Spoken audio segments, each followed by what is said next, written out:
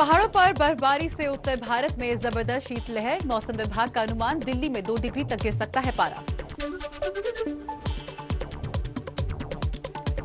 जम्मू कश्मीर के रोरा में बर्फबारी से सफेद हुई वादियां। कड़ाके की ठंड से बढ़ी लोगों की मुश्किलें। जम्मू कश्मीर के कुपवाड़ा में बर्फबारी से बड़ी मुसीबत। सोगाम में सड़क पर फिसलन की वजह से गड्ढे में गिरी कार, बार बार बचा ड्राइवर।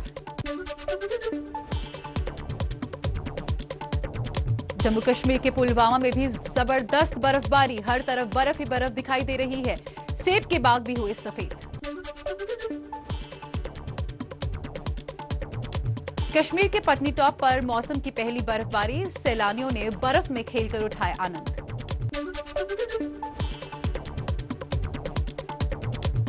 हिमाचल के सोलन में न्यू ईयर पार्टी के लिए उमड़े सैलानी। कालका शिमला हाईवे पर लगा कई किलोमीटर लंबा जाम।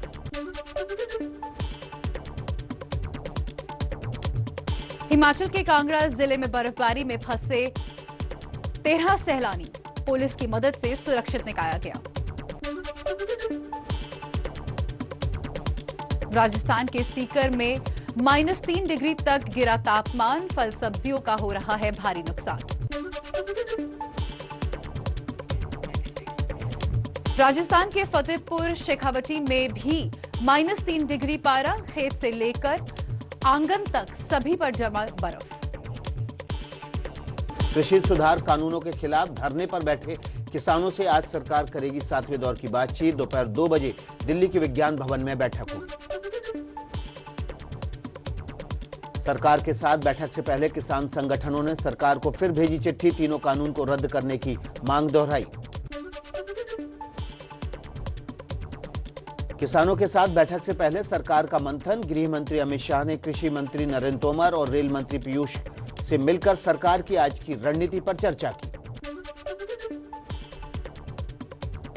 कृषि कानून पर सरकार के साथ बैठक से पहले 2 किसान नेताओं ने एनसीपी प्रमुख शरद पवार से की मुलाकात।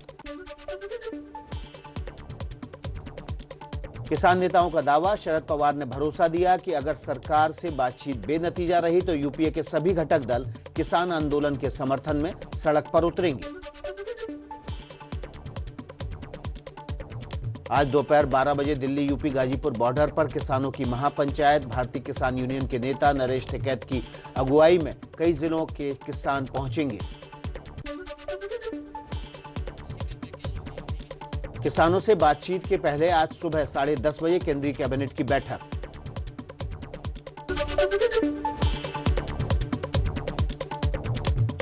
पंजाब बीजेपी के अध्यक्ष अश्विनी शर्मा का आरोप, कहा 25 दिसंबर को भटिंडा के कार्यक्रम में पुलिस की मदद से गुंडों ने की तोड़फोड़। मध्य प्रदेश के सीहोर में फसल बीमा योजना का लाभ नहीं मिलने पर किसानों ने कलेक्ट्रेट का किया घेराव। शिवराज सरकार के खिलाफ नारेबाजी की।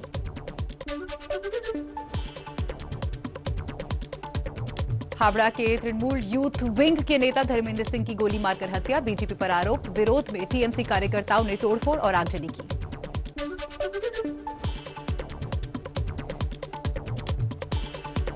बीरभूम के बोलपुर में रोड शो कर ममता बनर्जी ने बीजेपी को ललकारा। बोली, बंगाल में 30 सीटें जीतकर दिखाई बीजेपी, बाद में 294 का सपना देखे।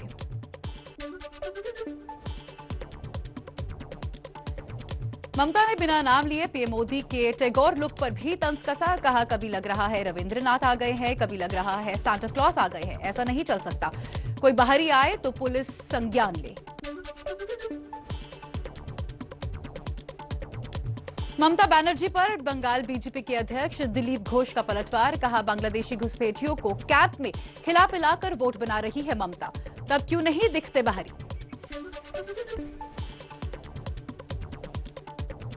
अमित शाह ने 20 दिसंबर को बोलपुर में जिस बाउल गायक वासुदेव दास के घर खाना खाया था, वो ममता बनर्जी के कार्यक्रम में शामिल हुए। गाना भी गाकर सुनाया। चलिए अब बंगाल की राजनीति की बात करते हैं तेज रफ्तार में। तृणमूल छोड़ने के बाद पहले एक्सक्लूसिव इंटरव्यू में शुभेंदु अधिकारी ने एबीपी न्यूज से कहा, बीजेपी से कोई डील नहीं हुई, मैं सीएम की रेस में नहीं, पार्टी जो कहेगी वो ही करूंगा। एबीपी न्यूज को दिए इंटरव्यू में शुभेंदु अधिकारी ने ममता के भतीजे अभिषेक बैनर्जी को तानाशाह कहा। बोले टीएमसी में लोकतंत्र नहीं बचा। अभिषेक बैनर्जी और प्रशांत किशोर ने टीएमसी को कॉर्पोरेट हाउस में तब्दील कर दिया है। शुभेंदु अधिकारी ने ममता और अभिषेक के और कौन कौन से खोले राज। पूरा इंटरव्यू देखिए सुबह 9:30 बजे सिर्फ एबीपी न्यूज पर।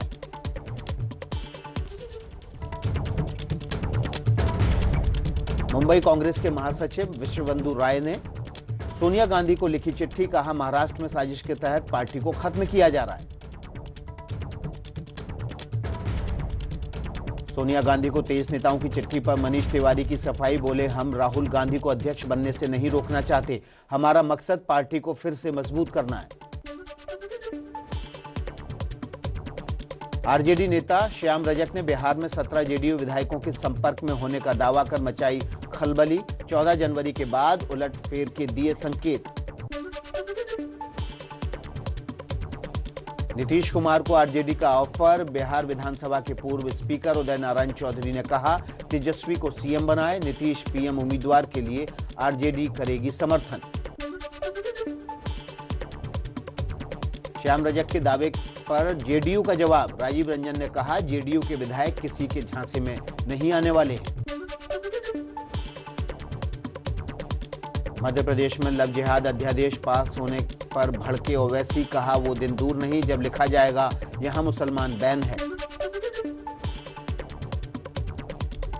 उत्तर प्रदेश के गौ सेवा आयोग ने प्रदेश के सभी विश्वविद्यालयों कामधेनु पीठ की स्थापना करने की अपील की, कहा गौवंश के संरक्षण के लिए जरूरी है।